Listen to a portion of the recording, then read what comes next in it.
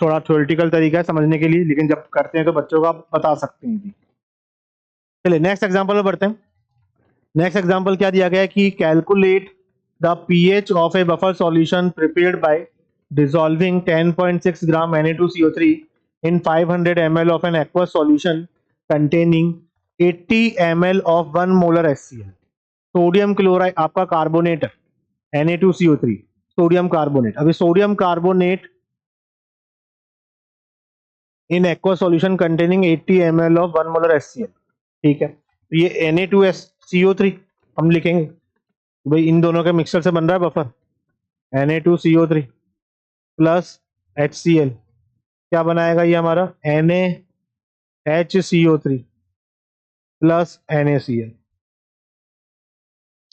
Completely मत करवा देना N2NaCl बना दो कोई, ऐसा नहीं करना है। ये क्या बनेगा आपका Na2CO3 और NaHCO3 का मिक्सचर बन गया, ठीक है। अच्छा बफर है कि नहीं मतलब देखते हैं, चेक करना पड़ेगा बफर है कि नहीं है। इसमें बोल तो दिया बफर सॉल्यूशन है, लेकिन फिर भी देख लीजिए है कि नहीं है। देखिए भाई यहाँ पर कि भाई यहाँ पर हमें क्या दे रखा है इसका, इसकी मोल की यदि हम बात करें, उसके मोल कितने हो गए हैं 10.6 ग्राम। तो 10.6 डिवाइड बाय इसका मोलर मास कितना 106 यानी कितना 0.1, ठीक है। यदि हम बात करते हैं HCl की, तो HCl के लिए इसकी मोलरिटी इंटू वॉल्यूम करना पड़ेगा, तो कितना हो जाएगा 1 इंटू 80 डिवाइड बाई 1000 यानी कितना आ रहा है 0.08, ठीक है। 1 इंटू 80 डिवाइड बाई 1000 कितना आ गया 0.08। तो according to stoichiometry 1 mole HCl से 1 मोल Na2CO3 रिएक्ट करता है, ठीक है। तो 0.08 से कितना रिएक्ट करेगा 0.08 ही रिएक्ट करेगा, यानी ये क्या हो गया तो बच जाएगा कितना 0.02 रिमेनिंग हो गया। ये पूरा का पूरा क्या हो गया कंज्यूम हो गया, और जितना ये कंज्यूम होगा उतना ही क्या बनेगा आपका, क्योंकि ये यहाँ पे एक तरीके से लिमिटिंग रीजन की तरह काम कर रहा है, ठीक है। जितना ये आपका कंज्यूम है उतना ही आपका NaHCO3 बनेगा, कितना बन जाएगा 0.08। तो बेसिकली देखा जाए तो हमें क्या मिल गया, हमें NaHCO3 और Na2CO3 का क्या मिल गया है बफर, इसका हमें बफर सॉल्यूशन मिला। तो इसकी पीएच निकालने का फॉर्मूला क्या होगा, pH equal to pKa plus log salt, या अपन बोल सकते हैं कॉन्जुगेट बेस अपॉन एसिड।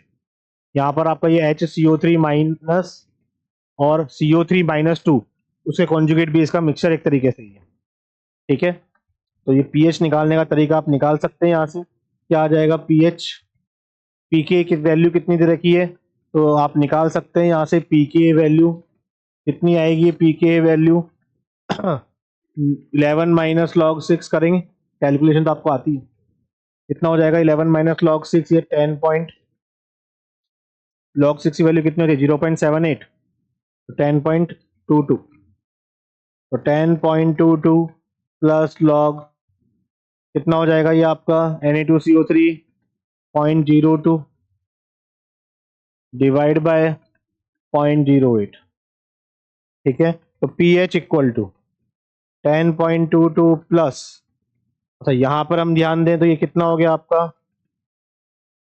1/4, तो log 4 की वैल्यू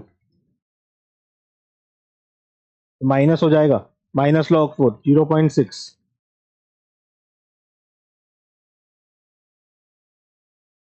ये करीब करीब आपकी 9.62 करीब आएगी। तो ऑप्शन आपका बी सही है 9.6, ठीक है। यहाँ पर आपका NaHCO3 और Na2CO3 का बफर बन गया एक तरीके का, ठीक है। और जब उसका बफर बना है तो ये अगेन वीक एसिड और weak acid strong base salt का बफर बना है, उसकी या वीक एसिड उसके कॉन्जुगेट बेस का बफर बना है।